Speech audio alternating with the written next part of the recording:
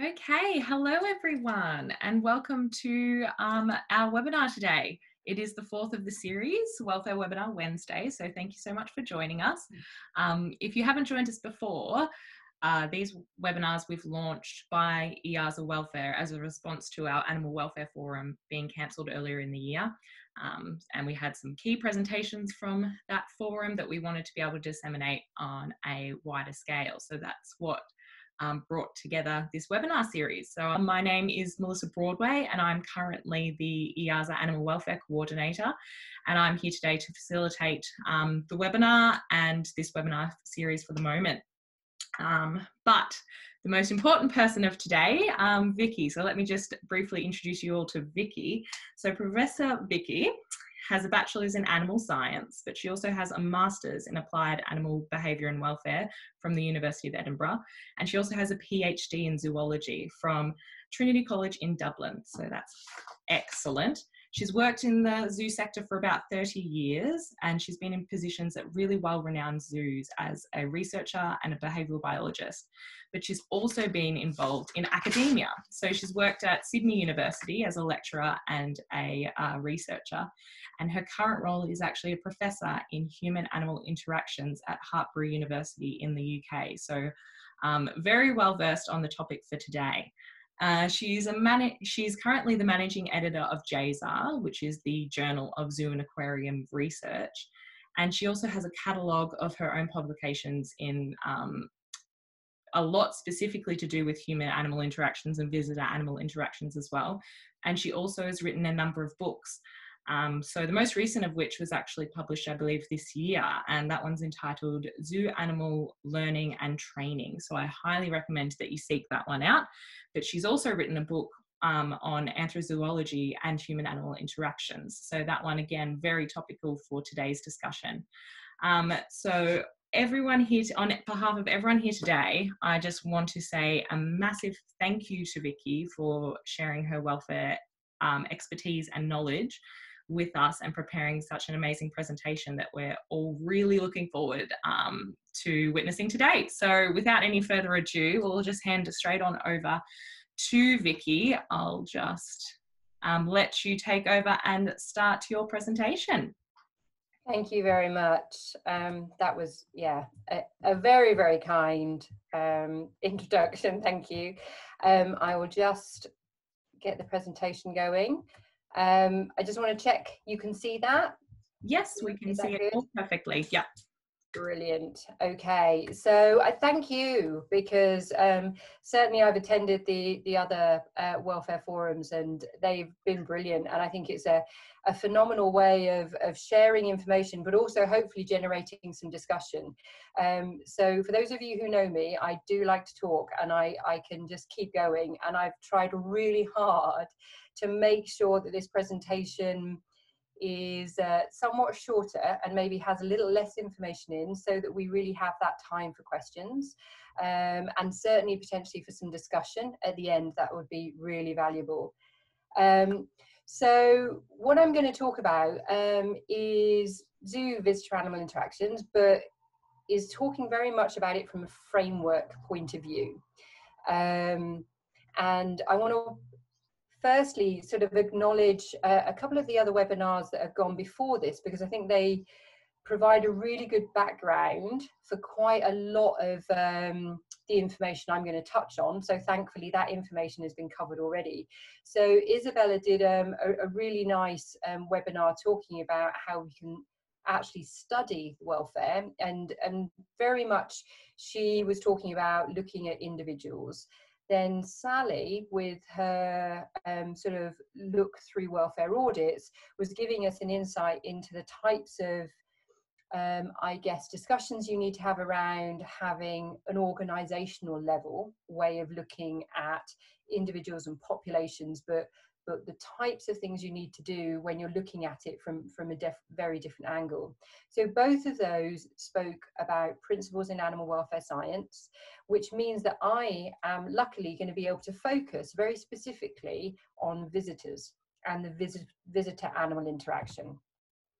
So one of the things I think we can often forget is that zoos have lots of different stakeholders. Now, depending on where you're coming from, you're probably more familiar or think that one or two stakeholders are more important than the others. But the reality, and certainly Sally alluded to this as well, is that zoos have a mission. First and foremost, they're businesses that need to make money in order to achieve the good things that they want to do. There's also the zoo professionals, and that is a stakeholder, a group made up of many stakeholders that all have very different goals and ways of working, whether they're in research or in veterinary or keepers or curators or people trying to maintain site. We then have visitors, which is what we're going to focus on today. And we have animals, which for those of us who are interested in animal welfare really is the star of the show. We also have, however, the non-visiting public that we need to be really aware of, and I'll talk more about this towards the end of the presentation, because people who don't visit zoos are still stakeholders insofar as they still have opinions and views and have the ability to have action, which can really influence how we as a sector are able to operate. Then there's the environment. Now, initially when I wrote environment, I was thinking about ISO 14001, ensuring that as an operation, zoos can run sustainably. But really, it's also the environment which zoos operate in terms of trying to do work with either their native fauna around and within the zoo, but also working within, you know, beyond the perimeter of the zoo, working in welfare and also in conservation as well. So there's many different stakeholders, and we're just going to be focusing on visitors today. Now, why is it that we focus on visitors? Now, personally, I think that the first, as an animal welfare scientist, you can look at the arrow, you can recognize metrics that you want animals to be able to appreciate in their lifetime. You want them to have choice and control. You want them to have the opportunity to express wild type behavior, to be able to navigate and be able to get flight distances to ensure that they're able to move away from things that they want.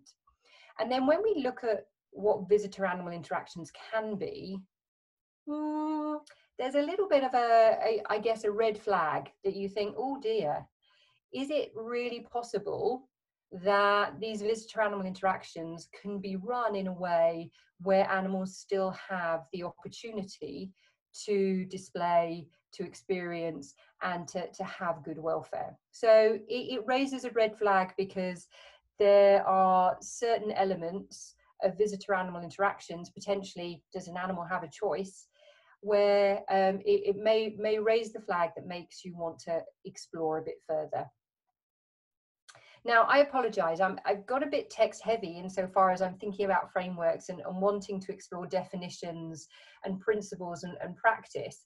But I think it's important to think about some of these definitions, that when we're thinking about the zoo visitor animal interaction, probably, and you'll see that this is almost a talk by Vicky and Jeff, because almost every slide Jeff has contributed to in some way or another.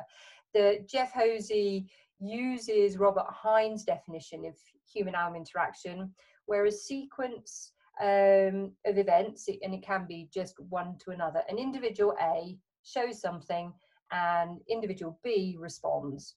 So that would be the human-animal interaction. We have just made one of those individuals a visitor. And so it's very broad, and it can mean a lot of different things. And to that, there is some freedom, but it can mean that we end up comparing different things.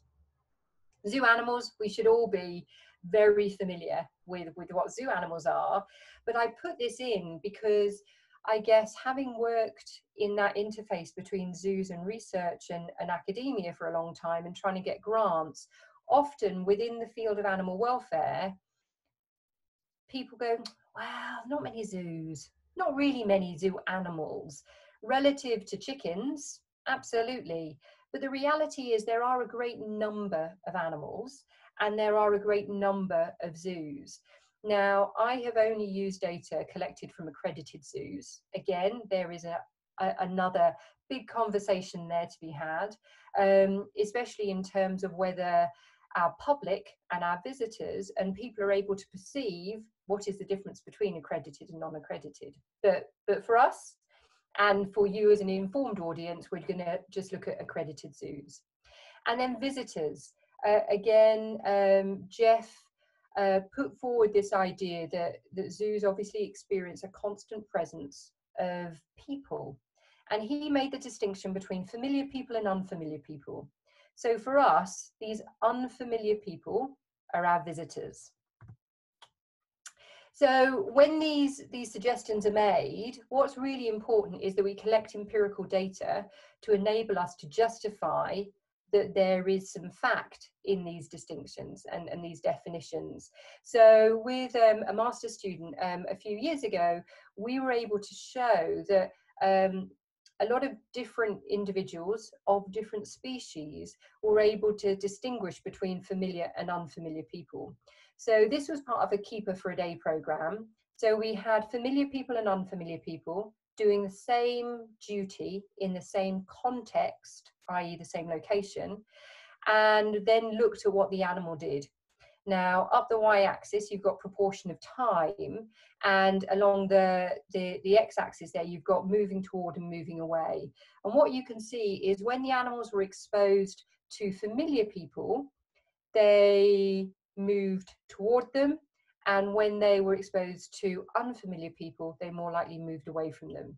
Now, these types of studies are really important because when we build models and frameworks and we hypothesize, sometimes we forget to collect the data to truth test whether this is a sound idea.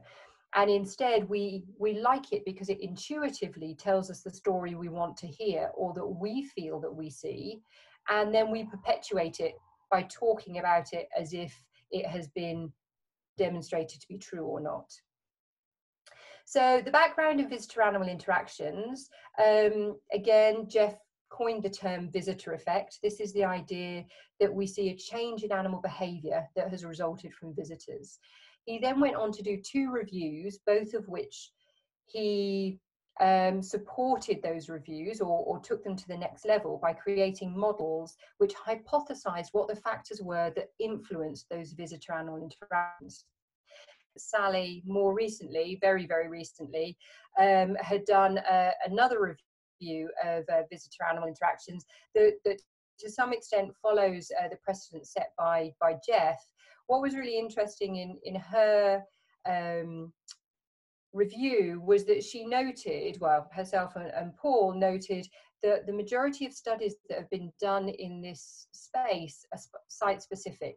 So we're talking about essentially case studies where it's n equals 1, because you may have one or several animals in an enclosure, but when we're trying to think more broadly, the information being added by each one of these studies is telling us about a particular individual or group of individuals affected in a particular zoo, in a particular enclosure by a particular set of visitors.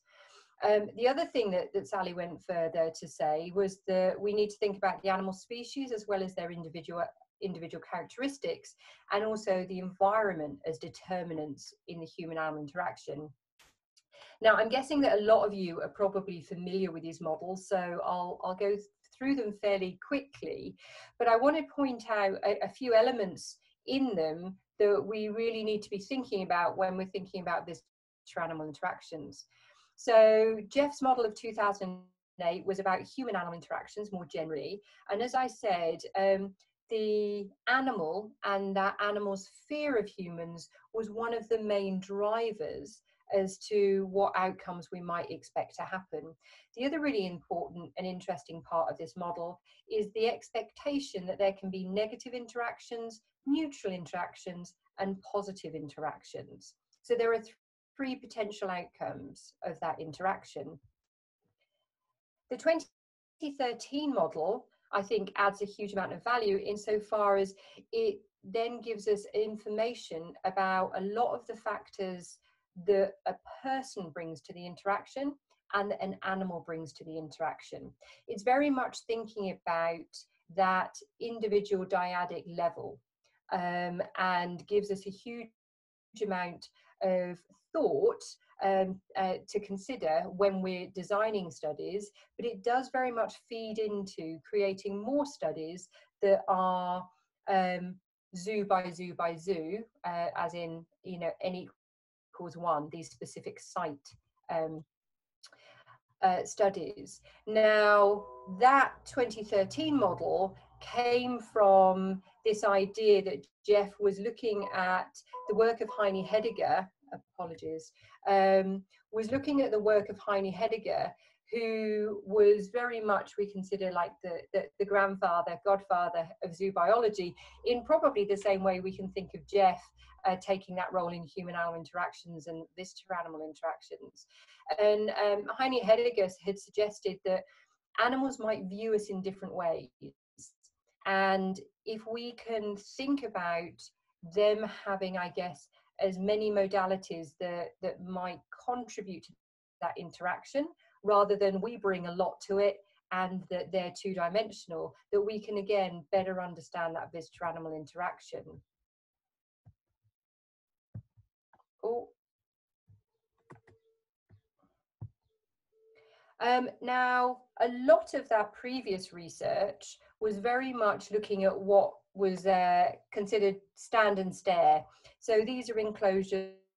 Somebody walks past the enclosure, and when they walk past the enclosure, they're able... Oh, I was just wanting to check that I was still online. When you walk past the enclosure, you can see that there are animals as a visitor, and then you can keep walking on by. Now interestingly, there has been a huge amount of development and evolution and growth in visitor-animal interactions, and it's a bit hard to know whether these are synonyms of functionally similar activities or whether they're all very different activities. So we can think about experiences and encounters, keeper for the day, feeding and petting, and whether these are different activities or not is hard to know. Some people might also suggest that this diversity has been around for quite a long time, and that in actual fact, what is available now that we see to be diverse has always been something which is going along within the zoo community. I guess one of the things that is quite different now is that the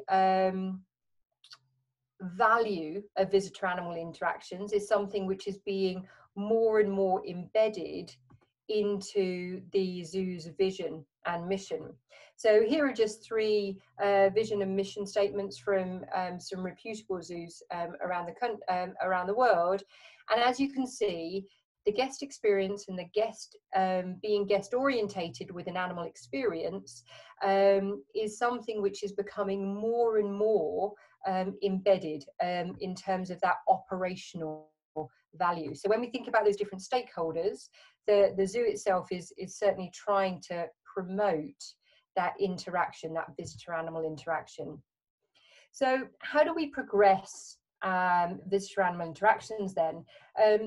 I would suggest that what has been done more historically is this idea of bottom-up research, where we look at a particular example and we look at it at great detail. And we've got lots of examples of those and some really, really nice ones.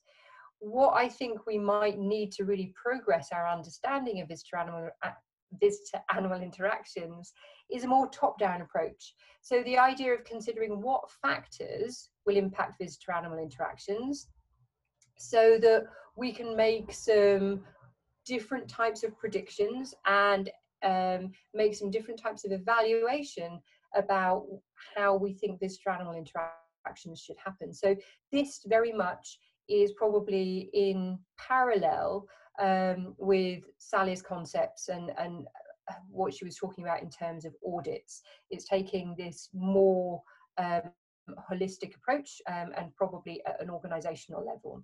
And in this respect, it might be at a taxonomic level, it might be at a different type of interaction level. So a nice example of this was some work done by Belinda Hall, who was then a master's student and is now doing her PhD at the University of Melbourne. And as I say, models get created and the best models get tested. And so what we were hoping to do was to try and test this idea of the 2008 model by Jeff, that the animal's fear is a big determinant in how the visitor-animal interactions unfold. And certainly one of the tricky things is studying fear. It's very, very hard to study fear in animals. So we thought we could look at curiosity. So curiosity might have some similar qualities to fear, and it might give us some insight into the degree to which an animal could be found to be curious. Would that then have an impact on whether they were more or less likely to react positively, neutrally, or negatively to visitors? Now, for this to be a top-down approach, we need to have methods which we can, I guess, disseminate to a whole lot of individuals of different species so that we can compare and contrast amongst them. And so what this paper demonstrates is that Belinda was able to find some really, really good standards by which you can then look at curiosity and compare between individuals and between different species to look at how curious animals were. Because within a group, you might have animals that are more or less curious. Within different species, you might have those that are more or less curious. And so what's required now really is that there are more of those studies to see and what can curiosity tell us. So if we take this to this top-down level that we're trying to see what affects visitor-animal interactions, to a large extent, some of this is familiar because we've spoken about it already. But there are a couple of elements that I want to add to it that hopefully might increase our understanding of what is actually happening in the visitor-animal interaction. So with animals, all the sorts of things that as animal welfare scientists you would be familiar with putting into the mix in terms of how they might have an influence, and very much following the 2013 model by Jeff. There's personality, species, temperament, age and sex, previous experience. One thing I think that is needed to be added to this is sociality. So is the animal that's being used particularly social or not, in terms of personality, but also in terms of behavioral ecology. And when the interaction happens, does that animal then maintain, and is it maintained within that social setting, or does it do the interaction on its own? An element I'd like to add is this idea of setting. So setting is where the interaction happens, and to my mind this can go along a spectrum. The animal can stay in its enclosure. It can stay in its enclosure, but a visitor enters. It can be removed from its enclosure, or it can be removed from the zoo completely. And obviously, as one goes down that continuum, there are going to be different implications for welfare. Now, the type of interaction. Now, this is really, really important, because what's happening a great deal at the moment is visitor interaction is becoming a broad term which encompasses so many different things that this is probably the reason we're not finding a pattern, that we think that in actual fact there's good and there's bad, or there's positive or there's negative, is because in actual fact we're all comparing, not like for like. So types of interactions might be described as those that are mediated by a zoo professional. Is that professional familiar with the animal or not? Have they had training? How many different people take part in mediating these interactions? Certainly in some of the zoos that have got very well attended visitor animal interactions, it might be that this is a function of volunteers or docents, and there could be hundreds of them, which on a rota system are the ones that go and take the African land snail or certain different animals out to be experienced by visitors. Time of day is also another really important variable, especially with regard to the behavioural ecology of the animal and when it's being used. Likewise, frequency, how often is the animals being used? So is it a case that there are any data which underpin the fact that we think it's okay to use them several times a day, a week or a month? Consistency in interaction. Now this is confounded to some extent by whether a zoo professional is involved in or not, but also it can just be the interaction itself. Is the interaction led by the animal? Is it led by the person? Is it very structured and stereotyped that it always looks and feels the same way for the animal? And then, of course, I alluded to this earlier, but the idea that animals have choice and control. If an animal doesn't want to take part in an interaction, are there enough animals for the a substitute animal to be used? And or are the visitors set up with the understanding that this may happen or it may not, and it depends on the animal? Another aspect which doesn't really get touched on very much at the moment is what are the housing and husbandry requirements that are needed to facilitate that visitor animal interaction. So this is outside of the interaction. To ensure that you've got an animal that can successfully take part in that interaction, what do you need to do? Does the animal just stay in its enclosure because it's just being walked past? Does the animal stay in its enclosure because you bring a visitor in? Or in fact, do you need an animal that's hand reared so that it has reduced fear of humans?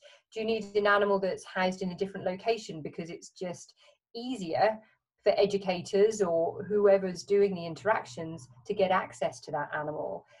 Is it therefore the husbandry is modified because you've got to allow for visitors coming in and out? Does the animal still have the same social conditions as if it wasn't in that interaction? Is it trained to take part or is it not trained to take part? And both of those and much of this, or many of these, are all discussion points in and of themselves, but things we need to bear in mind. Now, this is an example taken from the Free Flight Bird Show at Taronga, and was undertaken by an honours student who came over to visit. Now, the Free Flight Bird Show uses red-tailed black cockatoos. You can see the picture here. Now, interestingly, at Taronga, there are red-tailed black cockatoos that are in the bird show, and there are also those that are just kept within the collection.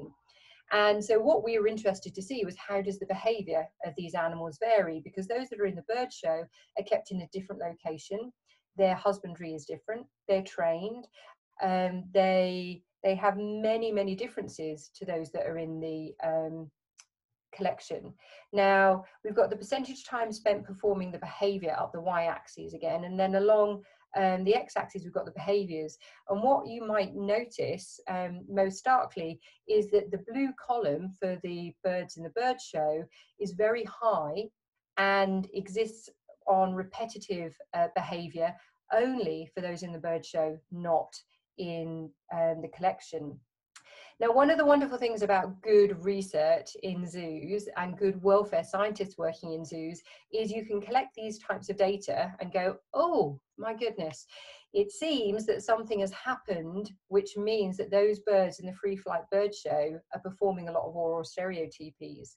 You can then come up with strategies to try and ameliorate the condition and or change the way the animals that are managed so that you can actually end up with a win-win. And so Melissa came to the zoo, and her project delivered 4 different feeding enrichments, foraging enrichments to the red-tailed black cockatoos, because what we hypothesized was that 90 to 95% of the animal's daily diet was consumed within a very short window. And so that left 23 and a lot of time, 23 hours and some, where these birds weren't able to forage. And actually, cockatoos are big foragers. So providing them with these types of enrichment significantly reduce the amount of time in these oral repetitive behaviours and increased foraging. So this is one of those great things that we can do. We can collect the data. If there's not a problem, we carry on normal practice. If we collect data and there is a problem, then we can change the way we function. Now, the final part, quite an important part, the visitor-animal interaction, the people. Now, talking about people just from a functional point of view, where they are in or out of the enclosure, how proximate they are to animals, and also whether they get to have physical contact, and then the number of people can have huge implications for the interaction. Now, one of the things that seems to be happening at the moment is that when we look at the pattern of human-animal proximity in zoos, it was very close in the early part of the century, and wrong way. And then we moved towards these more naturalistic settings where there was big distances put between animals and visitors. And we're now coming back into a fashion, a trend, a way of operating where we're putting people and animals very, very close to each other. And certainly also asking them to engage in behaviours so that they can be part of a visitor-animal interaction. So the end of this first long half, especially with the disruption, is me trying to set the scene about thinking about visitor-animal interaction in terms of the degree of disruption that is caused to the animal's life in the zoo. Because I would suggest there's a huge amount of data and a lot of work that goes into collecting empirical data that helps us know how to best look after animals in a collection. Offering visitor-animal interactions, depending on what the type of interaction is, will likely cause some disruption to what we think is the status quo. So my suggestion is, and this is using setting as the backbone of how we consider these visitor-animal interactions, is that if an animal stays in its enclosure, it might be because a visitor views it, it's a keeper, talk, or a feeding event, but within that, there are different levels of disruption.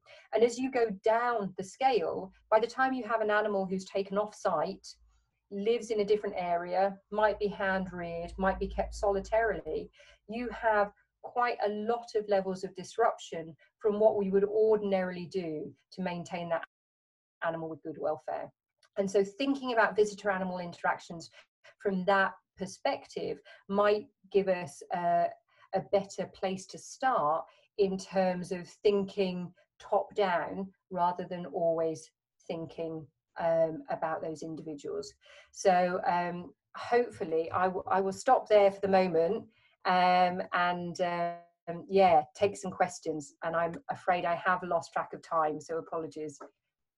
Oh, no problems at all. I think we're running absolutely fine in terms of time, but I do have one question that I'll pitch to you, yeah. Vicky. When you have a situation where you're taking animals out of enclosures for the interactions, is there any unique ways that you can still apply choice and control? Do you have any examples of any zoos that are doing anything in terms of that, where you can make more choice and control even though you're selecting the animals for the interactions? So I do know, I certainly know of some institutions where they have a sufficient number of animals that could be available to take part in that interaction, that it's a case of a keeper turns up and the animals effectively volunteer. Now, it's a weighted voluntary system, as all voluntary systems are. Come take part and you'll get a free membership. Come take part and you can have a spa day. So it's come take part and you will have priority access to some really good food that you want to take part in that visitor-animal interaction. So yes, it is loaded, and yes, it is setting the animal up to go, oh, I think it's worth working for that. Mm-hmm. And there are enough animals that some animals can go, do you know what? getting that really good high fruit content, not worth it. Not gonna go there. So there are those types of options, and certainly I also know, I talk about a PhD student I'm working with in this next half, and the zoo that she's based at, the conversation is had with the visitor of, right, now this is what we hope to happen. If the animal doesn't play ball, it's just not going to happen. And you get to talk to me, and I can tell you about this, that, and the other. So I think there are two ends of a spectrum. There are setting visitors up with the expectation that this is on the animal's terms. And I think from the narration and from the ethics, that probably sets up a very nice environment for talking about what is good welfare and what is good for the animals and where you stand as an organization. But equally, I think there are also ways that you can manage it to try and ensure that you can fulfill demand by having a sufficient number of animals in a setting that they themselves are willing to come forward to take part in, as opposed to, right, we're going. Yeah. So I think, yeah. No, that's some excellent examples there, I think. I do have one other question that was posed also in the registrations, that you talked in your example about the stereotypies noted in the birds throughout that we used in the bird show. Is there any factors like stereotypies, but other than stereotypies, that you look out for in those animals that are potentially selected? And is it important to look throughout the interaction, or more important to look outside of the interaction as well? What's your thoughts on that? So to clarify, is this what behaviours do we look at during an interaction or outside of an interaction to evaluate whether we think it's a positive or has positive or negative welfare? Well, either. That's exactly right. What behavioural factors do you tend to identify in those interactions that could indicate positive or negative? So I think there's an important distinction, and a helpful distinction is to think about how you can look at animals during an interaction, and then also to look at animals who take part in interactive events and look at them in their general day. Now, it's sort of interesting because quite a lot of the historical work is done on animals kept in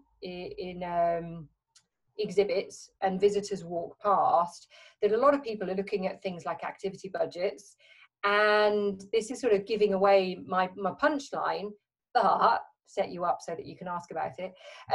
But also I think that given that as animal welfare scientists there's possibly a bias that we might think there's something not great going on, that the behaviours looked for and on our ethogram all tend towards the reaffirming there's a negative state. There are probably fewer behaviours within that ethogram which then look to or provide the opportunity to explore that the animal is in a positive state. So absolutely, from when you look through the literature, a lot of what people are looking for are cortisol. They're looking for stereotypies. We're looking for self-directed behaviour. We're looking for a whole variety of things that, oh my God, he just scratched himself 3 times. This must be because the visitors are here. And in actual fact, we all know that there are a whole variety of behavioural measures which we can interpret as good or bad for welfare, but that within the experience of those animals, it could come from any direction that's triggering at that, or it may be functionally insignificant. It might not mean that the animal's having a poor welfare state. It's just performing some behaviours that we don't necessarily like the look of. What really would be nice, and this is the punchline, and so maybe encouraging some thoughts on how can we do this, how do we better set up these studies so that we can explore where is the neutral and where is the positive. I mean, there was a paper saying, oh, visitors could be really enriching, right? Okay, so what's happened then? You know, Lance Miller did a really great study, and other than that, you can barely find anything that has been published in the area looking at positivity. So I think some of that is possibly a bias. It's possibly also a publication bias. I'll say now that JSA are more than happy to publish papers where it's like, I set out to find out the visitors were awful, and in actual fact, my animals didn't care. I am more than happy for JSA to publish that type of thing. So I think we can also get overburdened with looking at studies which show that there's a negative, there's a negative, there's a negative, because that's what people feel will get published, and maybe other journals will preferentially publish those. Excellent. No, absolutely. And I was just about to throw it to the floor. I haven't had time to read this comment by Paul, but Paul, is that a question for Vicky?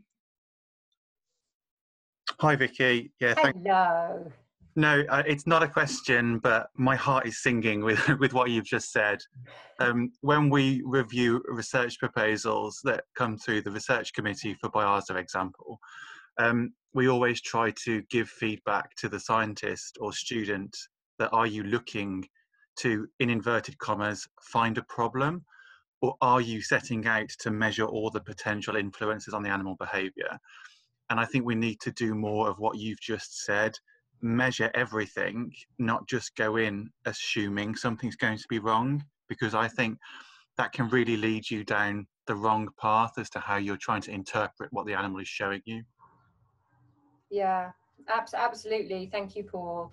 And it's also great to know because BIAZA have a system whereby, you know, prospective researchers and students can contact BIAZA and therefore get support if it's a good project, but also get really valuable feedback in trying to set up projects which are valuable both to industry but scientifically valid. It's really great that structure is in place, and I think that's a phenomenal offering that BIAZA give, which hopefully those that do research there are grateful of, because it's a lot of time and effort, I'm sure. Thank you. Perfect. Okay, well, I think we might just launch into the second part of your presentation, Vicky, and we'll leave the rest of the questions to the end discussion time. Perfect. Okay, so I'm now interestingly going to talk a lot about people. Now, this is sort of like a bit of a career epiphany that's happened. I am very my love is animals and animal welfare, animal conservation, and at some point people leaked in. It was sort of in Sulawesi actually, to tell the story, but and that, I guess, is where my perspective and my view of looking at human animal interactions has now led me to better appreciate that people are where those of us who are interested in animal welfare need to be focusing. Which sort of sounds contradictory, I know, but the reality is that people are the ones who do the bad things and people are the ones who can do the good things. And so if we can better understand people, then it might be that we're saving ourselves a whole lot of grief doing all these bottom-up studies looking at welfare, because it might be we can remove visitor-animal interactions completely. So when we try and understand the visitor better, I would say that there's I said of animal welfare, there's a lot of myth and tradition. Well, I think there's even more myth and tradition when it comes to trying to understand visitors. We need to appreciate that we are a small, bizarre little group of people who happen to live in and alongside and care about zoos and animals and conservation and welfare. And that doesn't mean that other people don't, but it means we are really skewed in the way we view the world. And we're very different to a whole lot of other groups that have very valid and different perspectives on the world. However, within our industry, there seem to be some additional assumptions. And these assumptions are that zoo visitors want to get close to animals. Now, I guess there's some good evidence that there are these additional visitor-animal interactions where people pay large amounts of money and therefore they want them. Okay, that's a bit of evidence. There's also some nice hypotheses and some studies that are trying to demonstrate that it's true that with these visitor-animal interactions, our visitors are more likely to show pro-environmental behaviour, get connection, and that there will be positive educational outcomes. And I think the reality is that the jury's out, and a lot more data needs to be done to truly demonstrate that those things are true, because there are also phenomenal educational outcomes from using artifacts. The animal doesn't need to be alive. And so if we're going to use live animals, then I think we do need to better understand what is it that the visitor is getting from that interaction. And also whether that visitor-animal interaction might in fact undermine operational goals. So to this, I sort of guess I'm thinking about what is a very difficult cause and effect relationship to think about. It's, does the visitor-animal interaction lead to positive values, attitudes and perceptions, which mean that we're going to get to these pro-environmental behaviours and the world is a better place? Or do we have people who have certain values, attitudes and perceptions, and that's why they want to take part in these visitor-animal interactions already? So we're preaching to the choir. These people are already sold up and doing the good conservation work.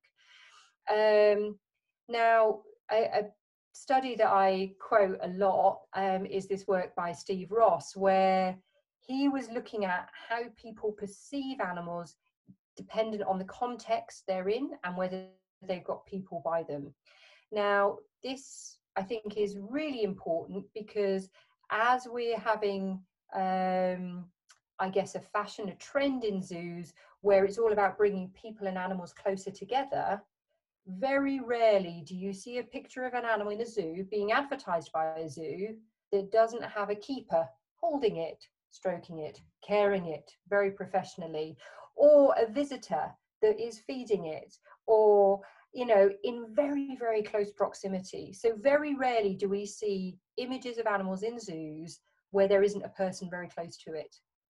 And certainly the work by Ross, and indeed this is one study, but it does give us pause for thought, is that when a chimpanzee is pictured with a human, then people are less likely to be concerned about their conservation.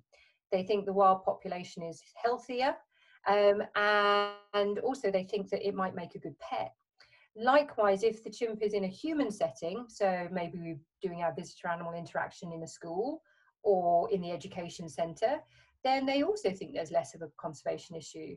So the setting that we do the visitor-animal interaction in potentially, and the images which are taken of animals with people so close to them, potentially these are having not the desired effect. And this is an area which Polly, I'd mentioned one of the PhD students I've got at the moment, she's looking at how visitors perceive visitor-animal interactions. Now, one of the really cool things that she's looking at is how these visitor-animal interactions are perceived by the person who takes part. This is the person having their defining moment, that they're now gonna, you know, go save the world, hopefully. Then you've got visitors in the zoo who can see it happening.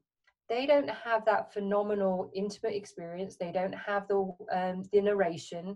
They don't have all of the settings that we might use and have been prescribed in the EAZA guidelines that maybe set this up to look like a modern zoo experience, and just you've got a monkey on your head. Then you've got people who are taking photos. These are going out on Twitter, on social media, and they don't have the narration. They didn't pay to get in the zoo, so they're not zoo files, or they just need to entertain the kids.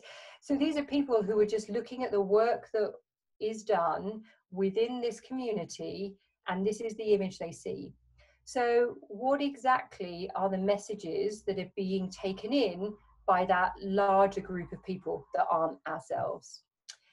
And then I'd like to take that a step further in terms of thinking about how some of these images might be perceived and what we're expecting of the public, who, we're this teeny tiny weird group, right? And then there's the world. how and why do they understand where the wildlife continuum starts and stops? Why and how do they understand that now there's this new and growing movement against wildlife selfies? How is it that the picture you can take at the zoo is different to the picture you should take when you're in nature? And this is one of many different guidelines. This one came from the One Kind Planet, but lots of organizations are now generating these, how to be, how to take a nature happy, a good welfare selfie. And when you read through these, I think it gives us pause for thought. Now, admittedly, it might give us pause for thought on what basis are these created, but these are certainly being generated and are becoming more popular. So, can you touch the animal? Well, you can in some visitor animal interactions in zoos. What environment is the animal in? Because they should be in the wild. If they're in a city, is that in the city or in the zoo? The animals should be acting naturally and not be forced to perform tricks. Well, I don't think they're necessarily performing tricks. Depends on your interpretation of what a trick is. And acting naturally, again, if they're interacting with you, do we think that that's representative of natural? Now, one thing, thankfully, we can all agree on is they need to be healthy. No cuts and bruises, they shouldn't be underweight. And then I look at that hideous Tiger King person, and you know what? The animal looks pretty healthy. So if that's the one thing differentiating ourselves from others that are providing interactions which to a larger group might look really similar, then we really need to think really carefully about what we're doing and or how we distinguish and think about the impact that the things are that we're up to. To this end, we're getting very close, so for those of you who need to be off at 12, the bird show at Taronga, again, I have to say, a phenomenal team of people, very, very tolerant of us doing so many different research projects with them. Carolyn Kempt, who's now at Unitec in New Zealand, as part of her postdoc at Taronga, was doing a lot of work looking at visitors. And at the end of the bird show, there's a demonstration. We have a picture here in the middle of a galah who takes a gold coin from somebody in the audience. And this sets up the presentation to explain how at the end of the presentation, you can come down to the front, you can donate money, it goes to some phenomenal conservation programs, and you can also get closer to some of these phenomenal birds that you've seen in the show. Now, again, intuitively, zoo business myth, tells you that we need to do this right, because this is going to encourage people to give us more money, and we need this money to do really valuable conservation work. Yeah, no. So when we have the bird at the station, lots more people come down to donate. Loads more people.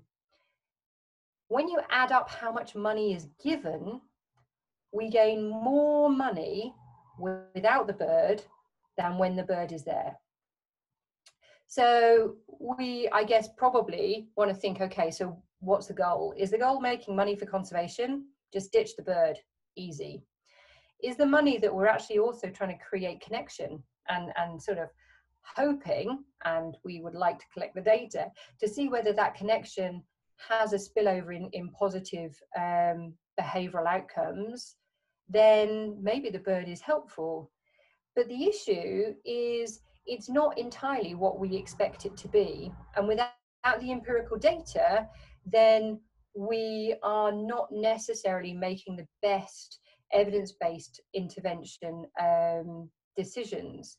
Also, if the bird is not needed, we don't need, I don't want to put us out of a job, obviously, but we don't need to collect the information to tell us whether the animal happens to be compromised in doing this. Because in actual fact, it could well be that we're talking to two different audiences. The people who have a lot of money and are willing to give might not want to give when there's a bird around, because that might not fit with their values and their aspirations of how they want to change the world. There might be another group of people who they want to tick. I got really close to a giraffe, a bird, a whale, and it might make no impact whatsoever. Now, those are two random made up ideas, but essentially what I'm trying to get at is we don't know. And without knowing, we might be setting up visitor-animal interactions that we really don't need to. So as a take-home message, it's just so much more complicated. I apologize. There was Vicky. I was going to come up with this beautiful streamlined framework which makes it all so simple. And I guess the simple thing to my mind is the red arrow. I think we can think about visitor-animal interactions in terms of the degree to which we are disrupting the lives of the animals from what we consider to be normal in a zoo. Normal in a zoo has received a huge amount of attention and empirical information to try and ensure that we're working to provide for those animals and to provide for that really good welfare.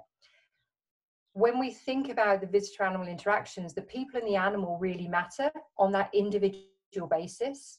But when we're trying to think top down and make some of these decisions at a more organizational level or a taxonomical level, then the setting and the type of interaction and how we manage those animals to ensure we're able to do that interaction, I think are really, really important.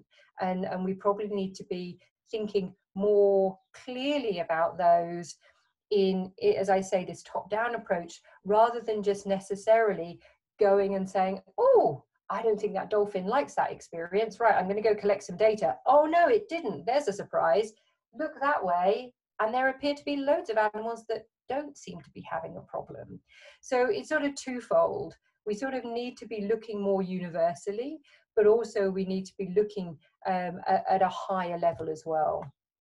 And I've pretty much told you everything from this slide. So this is, again, is just trying to be really honest with yourself as researchers and also as teachers. When we're going to do research, the first thing we do is we're going in with an open mind. We're not going in because we know that zoos are bad, that we know visitor-animal interactions are bad, because we do as big a disservice by biasing that data set, because then you have someone like me or somebody else who just undermines the work that has been done. So let's try and demonstrate that if there are problems found, it's not because we were only looking for them. We were looking for good and bad, and maybe we failed to find the good. I don't think we will. And I think within that space where we find animals that do flourish under visitor-animal interaction scenarios, that we also have a phenomenal way of moving forward, and a project that I'm working on at the moment, this idea of zoos on prescription, works on this idea of thinking that there are some animals that do flourish with visitor-animal interactions, and there are people who flourish from those visitor-animal interactions. And so moving into a new normal, which I fear is going to look a little bit like the old bad, we might be able to set a lot of people up into having very good mental well-being through the connection and through the interactions they have with animals. But rather than just, oh, I think it's a good idea, we need the data. And so there's a number of projects that I'm currently involved in trying to explore this space, and then hopefully I'll present on that next time. So I want to acknowledge Jeff, who obviously has been instrumental in directing the landscape of research in this area, and also is a very long-term colleague and very good friend, but also for the students and colleagues that have contributed data to today's study, and also just to the field of visitor-animal interactions, because there's a lot of them.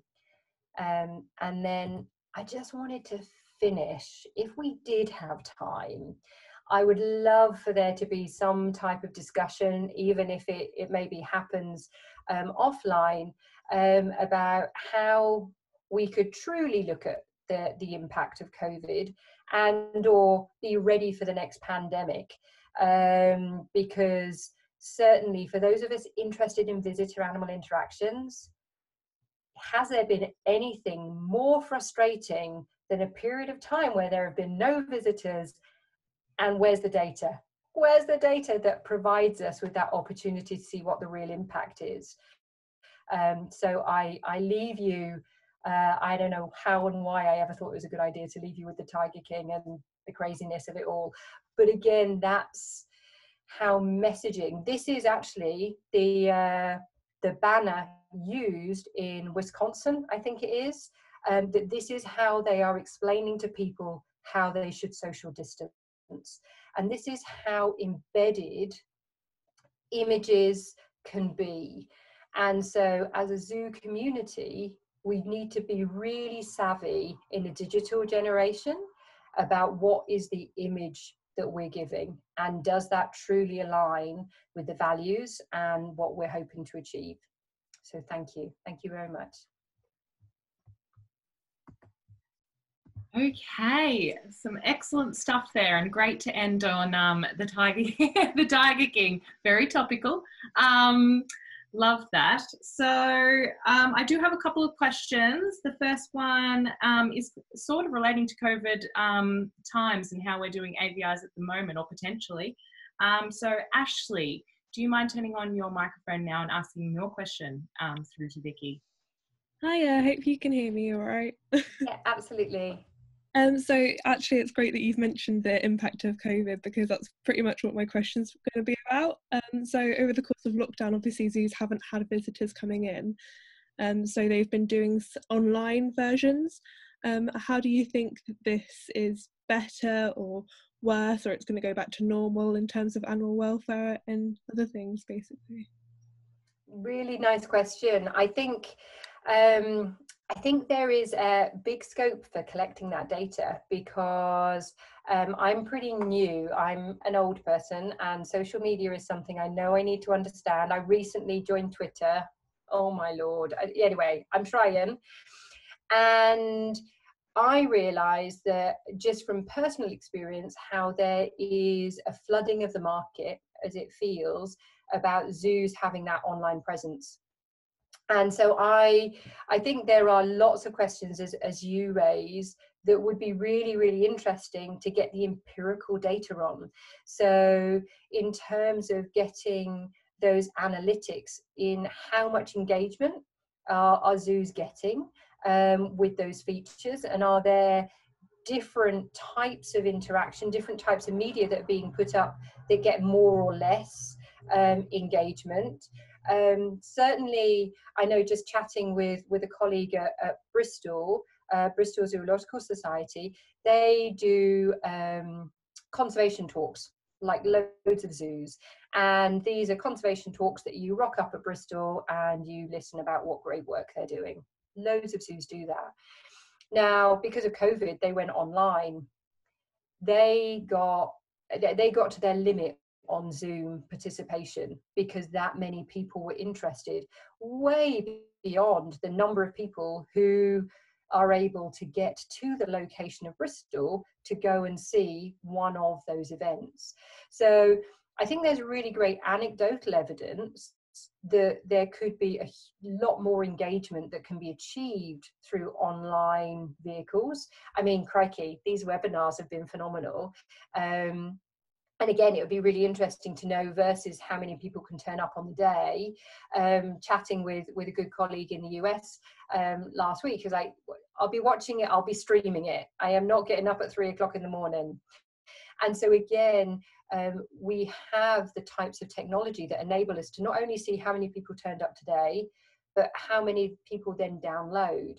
And so to get that type of information from different zoos offering different types of visitor animal interaction, I think would be the answer. It's just a case that we need to do it. And I think that would be a really, really interesting question. And certainly looking at engagement, as I was talking with these colleagues last week, I think engagement is also another area that zoos could and should be moving into, because I think, as you say, it's very hard without the empirical data to know whether the animals have been positively or negatively impacted. What we do know is that zoos have moved really quickly, pretty phenomenally, at getting a lot of content online. And so has that then increased the people that they've engaged with, or are these the zoo visitors that just weren't able to visit? So have they then started stretching into this non-zoo visiting population, which would be a phenomenal thing. So I think there's a lot to be learned, and I think the data's out there. I think we probably need to just start making those networks and asking those questions and collecting that data. Excellent. Very good ideas there.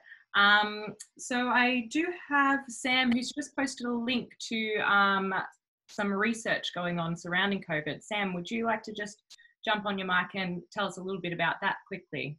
Yeah, sure. Thanks, Vicky, and hi.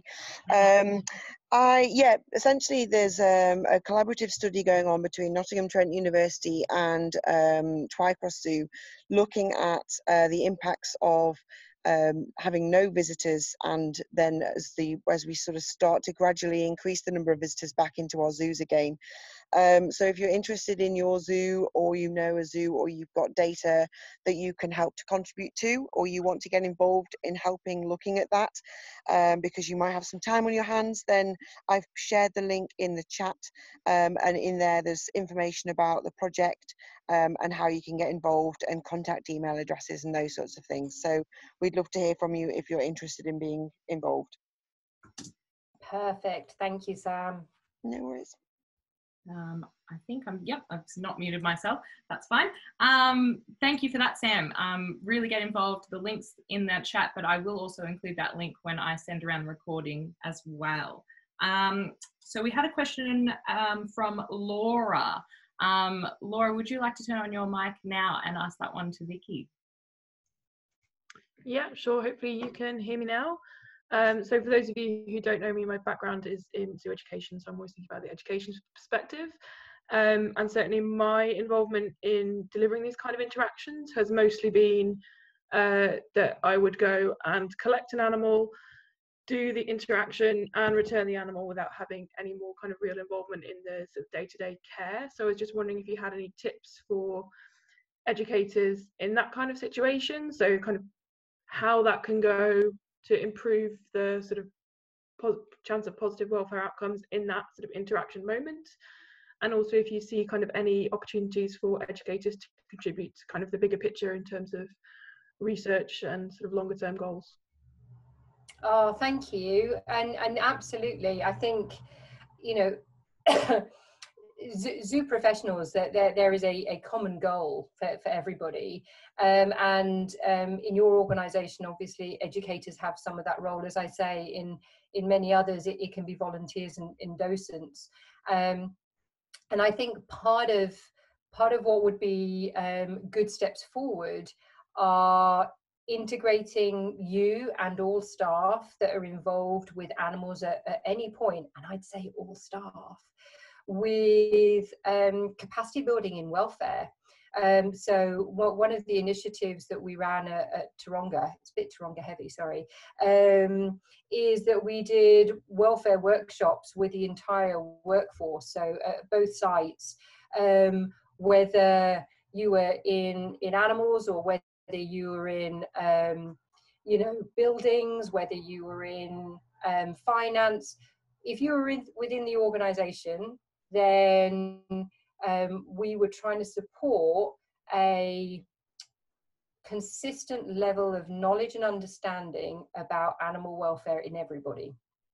Because the reality is that as an educator, you have hands on an animal and are responsible for the welfare of that animal. But equally, when someone's taking a walk at lunchtime through the zoo, they have a responsibility to animal welfare too. And so regardless of what your role is in the zoo, everybody has the opportunity to positively contribute to welfare if they have the background and the information to be able to recognize what might be something that you want to alert to the keepers or the people who are responsible for the animal's daily care at that time.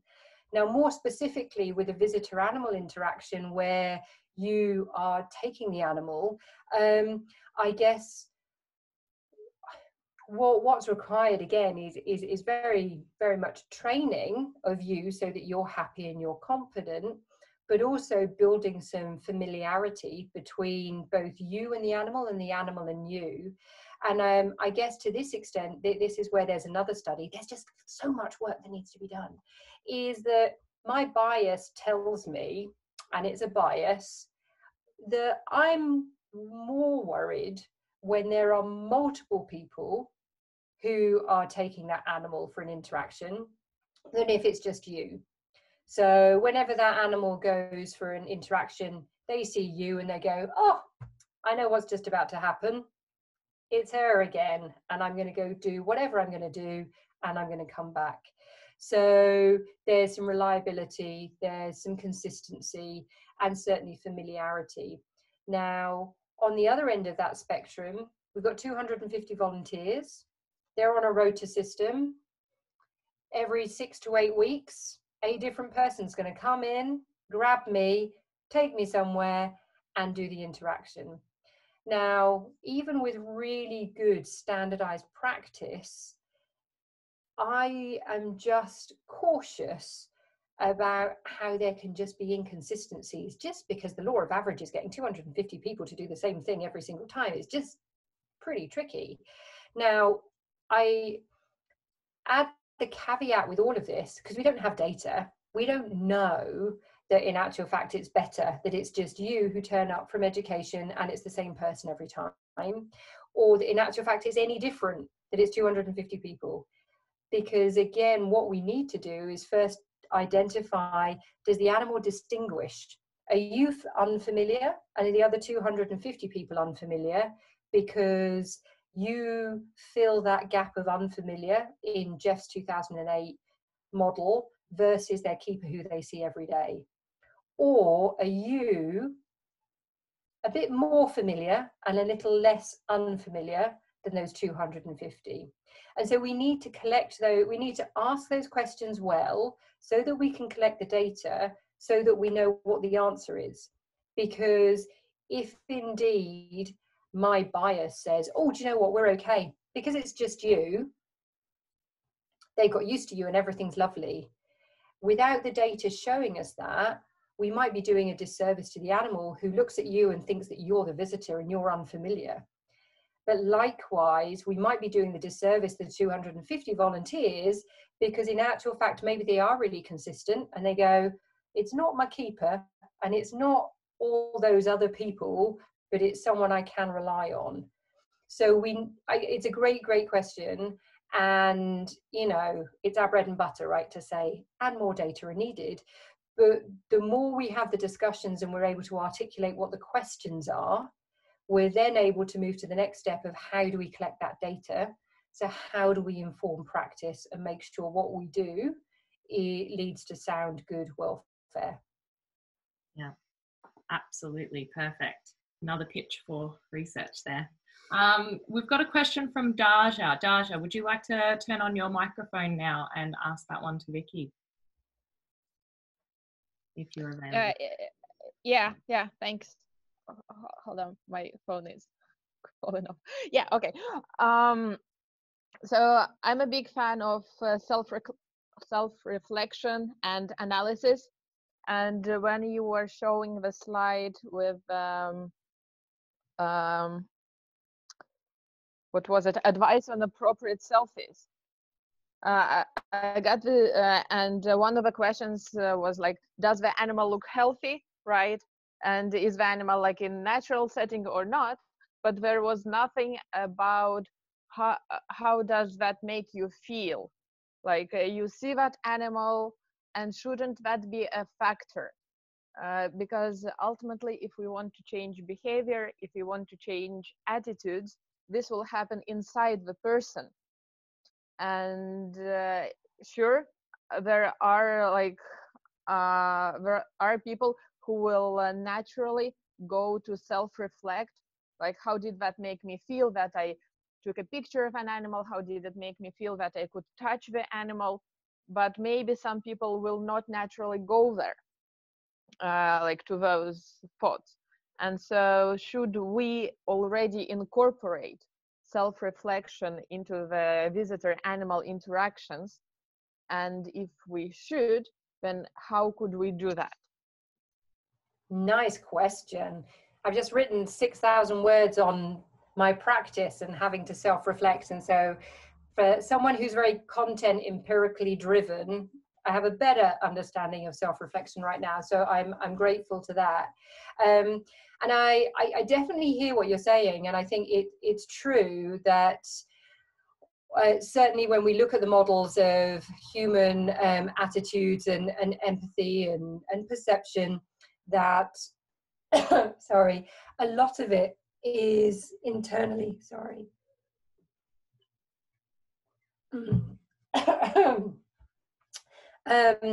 So sorry, to recap, when we think about human values, attitudes, empathy, perception, a lot of that is considered to be internally, intrinsically motivated and derived.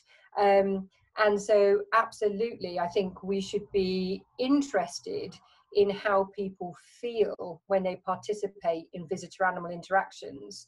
I think one of the things that I'm cautious of, and this might be because I know that I'm in this weird little space of a few of us up here, most of us are probably online now, and then there's the vast group of people, is that how we feel is greatly impacted by the knowledge that we have.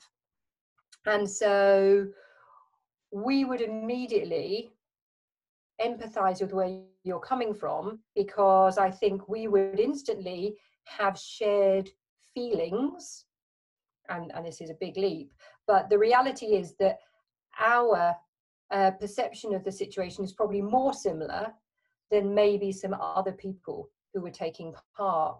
And I guess where I'm cautious and where if within that list it's like, how does that interaction make you feel, therefore you shouldn't be doing it, I sort of think there's a large amount of people who would go, I felt great, I thought it was amazing. I have some very close friends who are in completely different fields who have just learned over the years, we do not show Vicky our holiday snaps because it's all going to end in tears. And they feel great doing it, and they think they're contributing to conservation, and they think that I'll love it because I'm an animal person, right? And they felt that it was everything that I would be impressed by. And you might wonder how how I can consider myself a good friend and I haven't like taught them yet. Maybe I'm a good friend and therefore I don't feel it's my place to teach them. But how we feel can be so greatly influenced by our knowledge that I do think that there are some people who would feel fine about an interaction that we would not feel fine about. So I think that it's important. I think it's certainly something that we need to explore, because if people don't feel good about something they're doing, as you say, the reality is that behavior change is unlikely to happen, and we're probably not going to get the connection and all those wonderful things. But if we're looking at selfies or interactions and we're listing some of the things that you need to demonstrate that it's good or bad, and did it make you feel good? I think there's a lot of people who might think that they feel good about doing an interaction that we wouldn't feel good about. And so I guess I'm just cautious about how we would sort of resolve that if people do feel great, and maybe riding, taking just, disclaimer, just a random example of riding an elephant in Southeast Asia, and that makes you then think about, global citizenship, and you come back and you make a difference, then that person felt good, but it might not mean that the welfare of the animal involved was good. So I think it's, golly, with all of the best questions questions. There's really no simple answer. I think it's definitely how we feel and how we react to things is really important. As someone who dabbles in social science, you can tell I know it's valuable, but I don't really know how we would incorporate it in a way that we could ensure that it leads to good welfare. Yeah, excellent discussion there. Thank you, Daja, for that question. That was really a thoughtful one.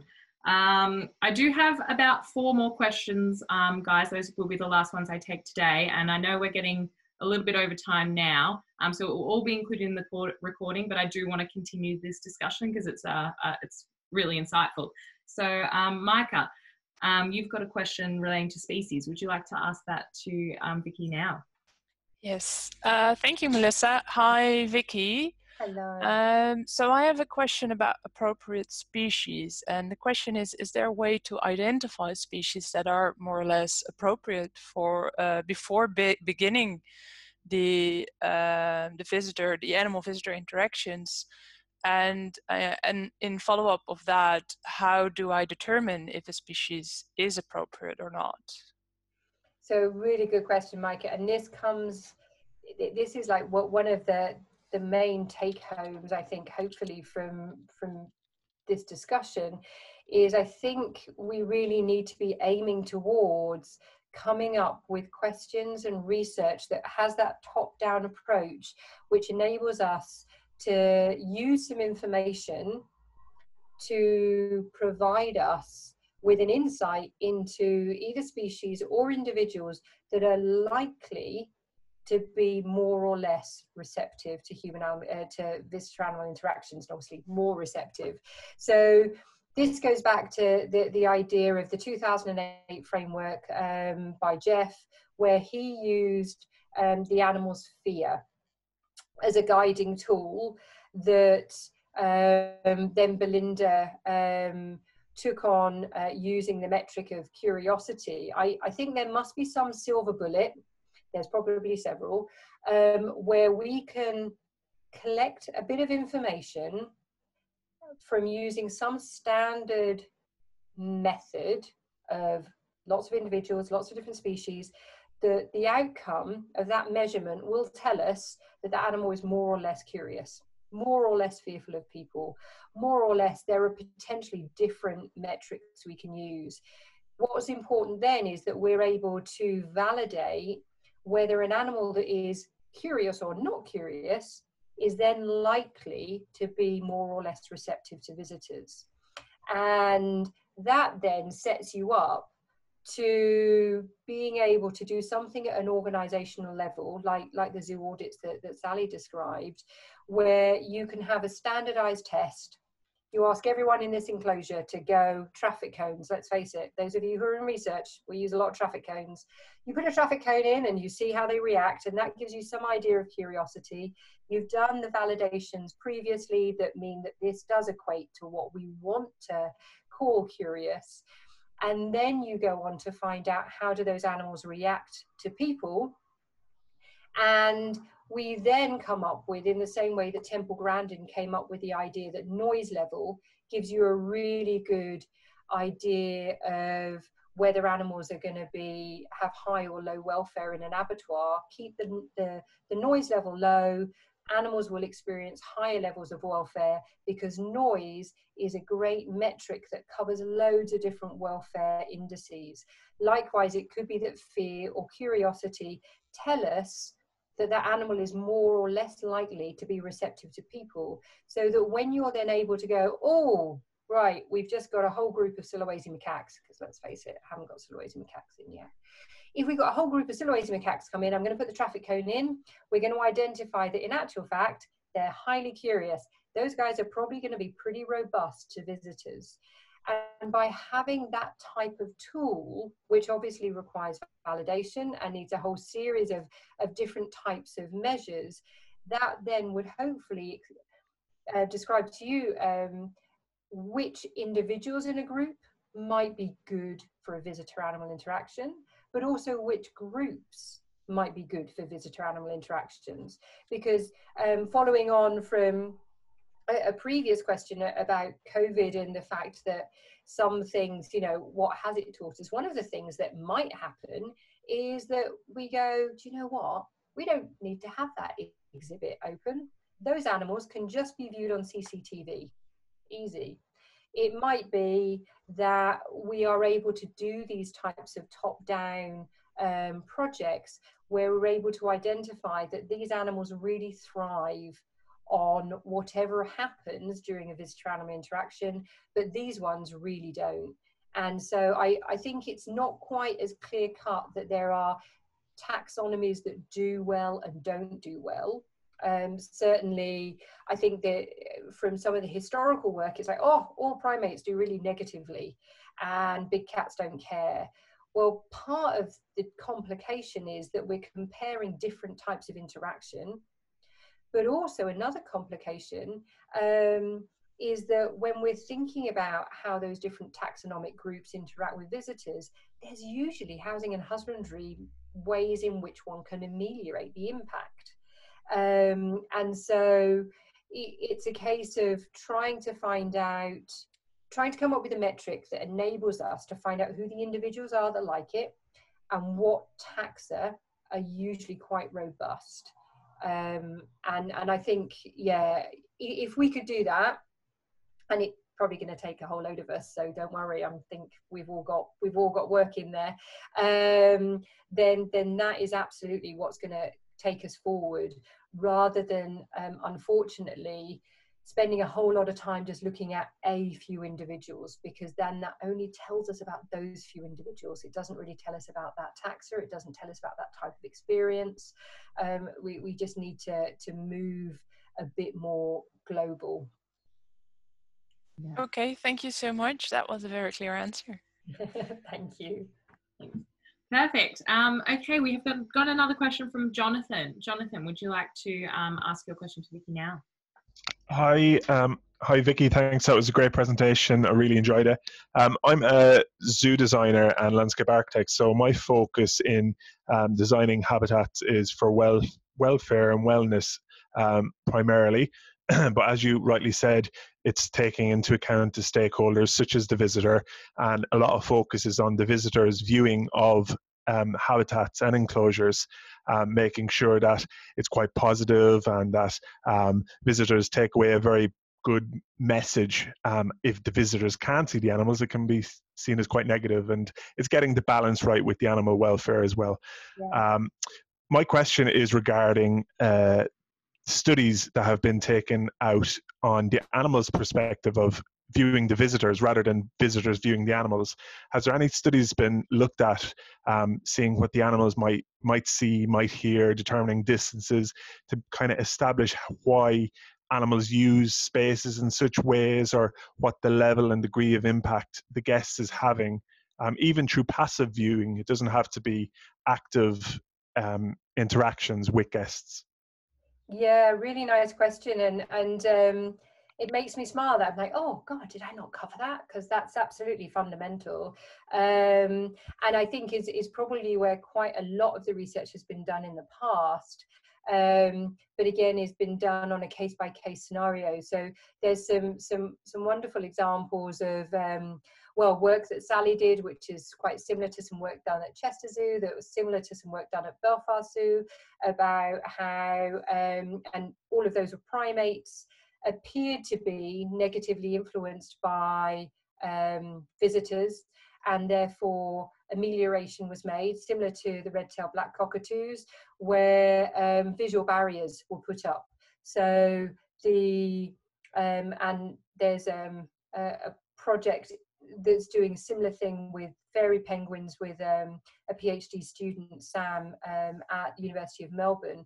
And so there are these ideas where we might be able to provide visual barriers to ameliorate issues. I guess in terms of trying to ask the question, how do animals view the visitors? Certainly going back to Jeff's suggestion, going back to Heidegger, there are different ways that animals might view visitors. What's quite crucial is what information are we using to measure or to understand how animals are viewing people. And this comes back to the discussion with Paul earlier, is that mostly we're looking for and collecting data on factors that tell us that animals are not liking the situation they're in, and then telling us that the visitors are maybe too noisy, or the visitors are too many, or that they're in the wrong position. So there's some there's some good data, but maybe not wide ranging, that tells us that animals don't like being looked down on, that animals don't like noise, that animals don't like too many people. And so the tricky thing, I think, certainly from your perspective as a zoo designer, is I'm not sure that there's any rules of thumb or hard and fast rules that if I'm working with a primate, there needs to be a 3-meter distance. Now, I think the hard and fast rule from an animal person, and this might go against mission and or it might go against zoo design, is providing choice and control and the ability to distance. And that probably means being out of sight. The reality is, for those studies I've seen where those types of things have been built into enclosures, animals are not out of sight as often as you would think they might be. And I would venture that being out of sight is better than performing negative behaviours, which are then visible and then have consequences in terms of the viewing public. So that's my animal bit. But I would also be really curious to ask the question of you, that do you really think that there are huge negative repercussions if someone doesn't see an animal in an enclosure, or have we maybe increased the issue because the worry is that people won't see animals in every enclosure? So, you know, is it 20% of the animals is good, but 30 is better? Or is it you've got to see every single one, otherwise people are asking for a refund? Yeah, no, I completely agree. I think it's a really fine balance. I don't go to a zoo or wildlife park to see every animal. I quite like not seeing the animal because I know it's doing something natural, some behaviors in the background. It has the right environment that it can do that and retreat if it needs to retreat. So I'm quite happy to see that. But for the normal public that isn't as well educated in the topic, and I assume time spent at an exhibit also plays a factor. And if a person doesn't see an animal, they move on quite quickly. Even if a person does see an animal, they move on quite quickly. So there's a lot of variables there. But no, I just wanted to kind of put that question out there and see your opinion on it. I think I'm very much of the same opinion as you. It's not negative if you don't see it, but I thought one of the points you raised about educating the public on the narrative and the ethics of how we have designed the space could be better done so that the public can be more informed on the reason they can't see the animal. Yeah, absolutely. And some of the work that was pioneered by John Coe, you know, a few decades ago, I'm showing my age, was very much about actually creating expectation and awe through the fact that animals weren't immediately obvious. And it seems interesting that, again, this shows why evidence is so fundamentally important. That idea drove a whole lot of zoo design, which we now have a different idea. And it's like, but if that was right then, why is it not right now? Why is it now that you need to be up close with a big luminous arrow? And it might be absolutely because times have changed, people have changed, people, you know, absorb the world in a very different way than they did a few decades ago. Or it could be we didn't get the data that showed that that was the right way, and so let's keep doing it the right way. Or that in actual fact we don't have the data that shows that, you know what, if people don't see 100% of animals, and don't get me wrong, I'm very familiar with zoos who do visibility checks. Certain number of times a day you walk through your collection and see how many animals are on show at that given time.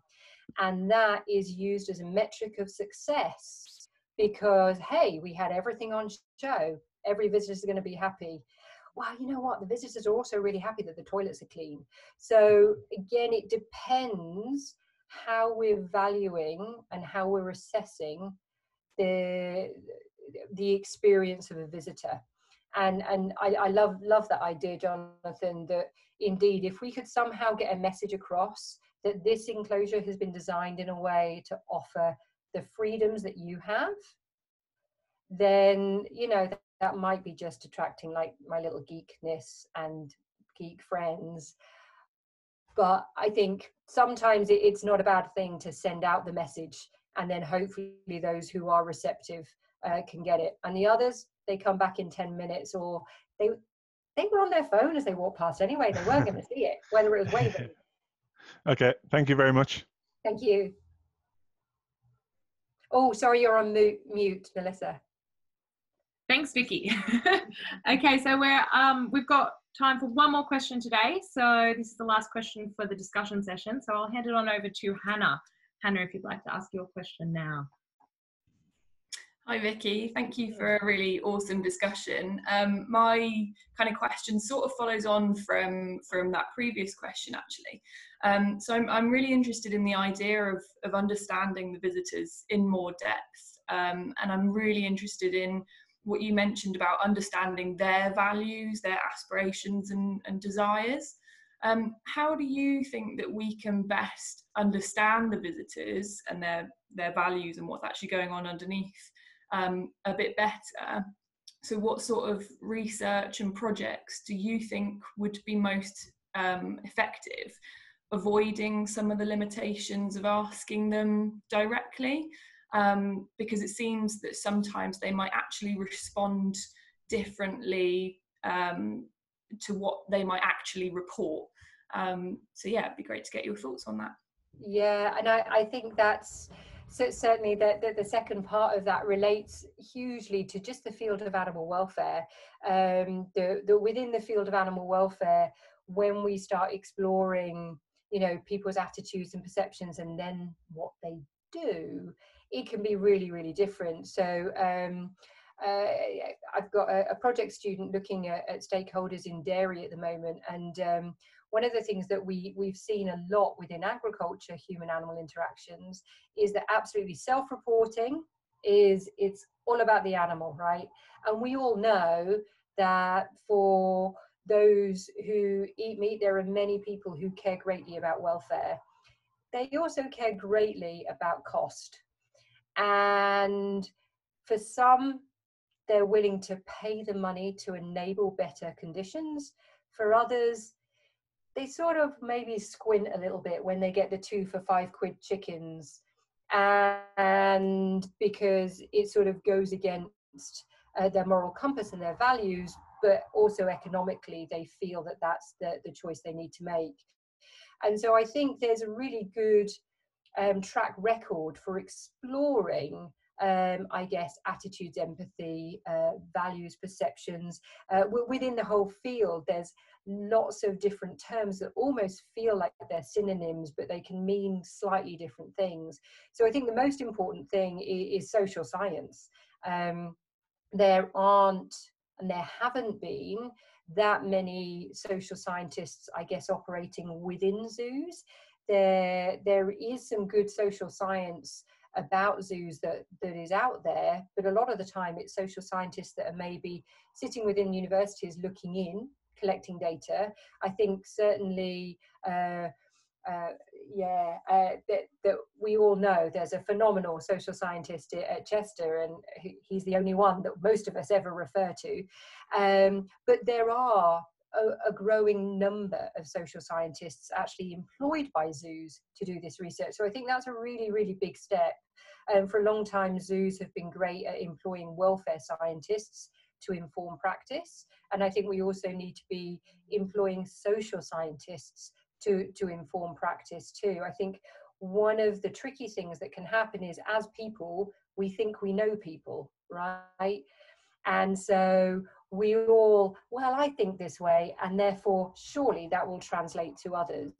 but there is a need for empirical data as much within the social sciences and understanding people as there is with the animal welfare side of things. So I think that there are some easy wins, but again, it just takes time and effort. It would, I mean, one of the studies I would love to do, if anybody wants to go do it, if you want to go do it, Hannah, that would be phenomenal, is I have and Polly is going to touch on this, but I have this anecdotal feeling that zoo visitorship is different between zoos in terms of not just maybe the socio-demographic, but also the values and the thoughts of people which enable a zoo to act and operate really differently.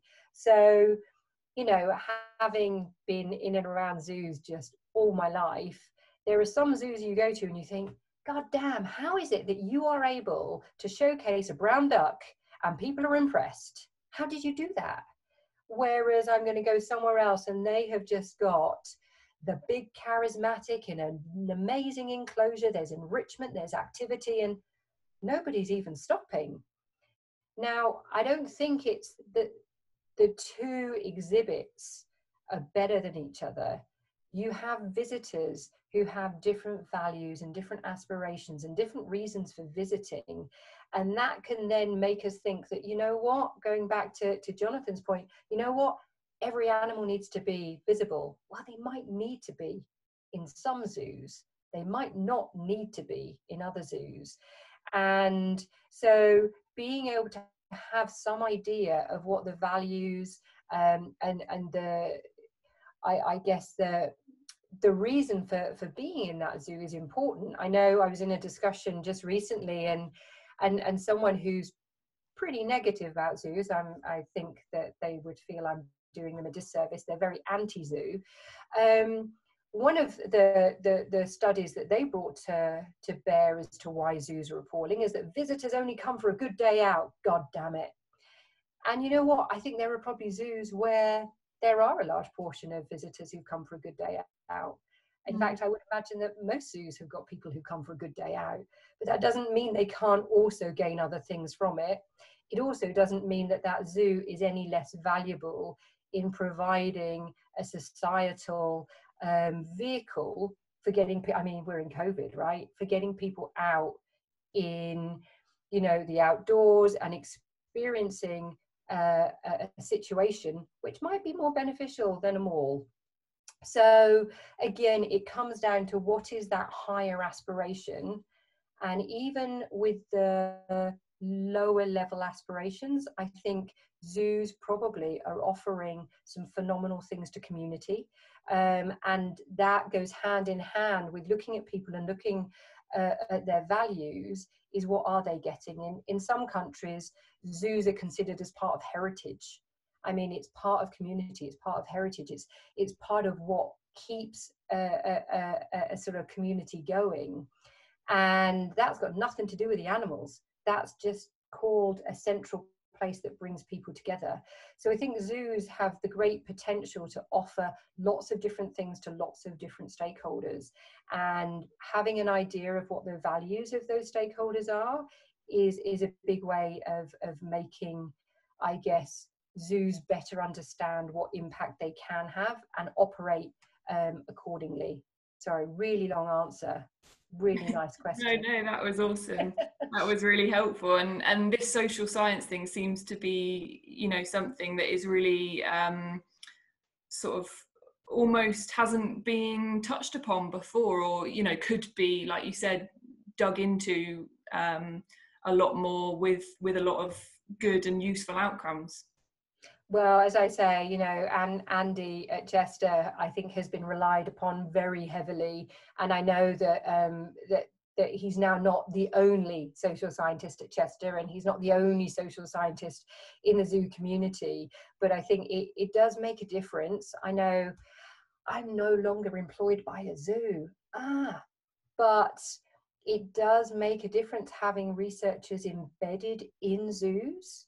and you know, and where that can't be possible, absolutely making friends with your local sociologists. And again, for those of us who are more biologically orientated, it can feel like a minefield, because you've got social geographers and you've got psychologists and you've got sociologists, and they're all like non-biologists, but they've all got so much to give.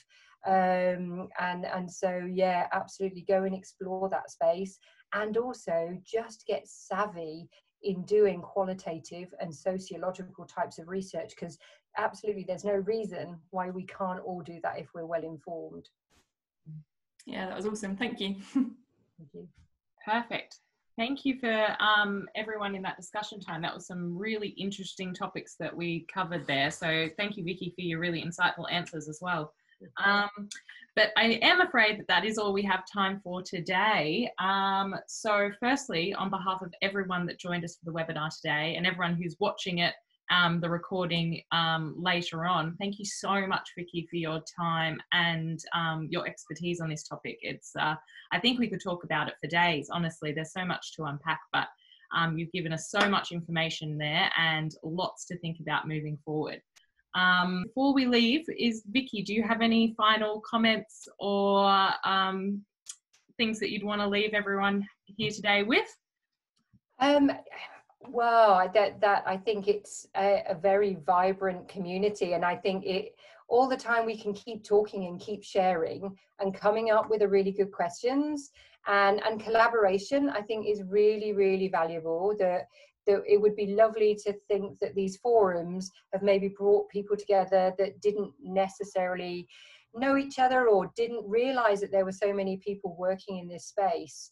And so for all of us to be able to connect and to carry on doing the research, I think absolutely in the time that we're currently in, you know, insofar as COVID, being able to bring some funding and some collaboration into zoos is absolutely the way that we as researchers can support zoos right now. I know that a lot of us have been, or trying to be, very vocal about getting zoos open, about supporting zoos, about getting zoos back on track.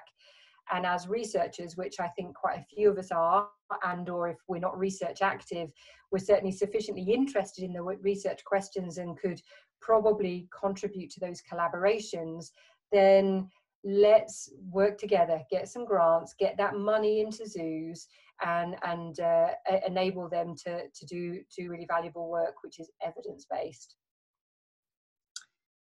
Yes, perfect. Excellent final notes. So yes, that is all we have time for. Thank you so much again, Vicky. Thank you so much for everyone that's joined us today. It was a really great discussion time at the end. And yes, look out for my emails with the link.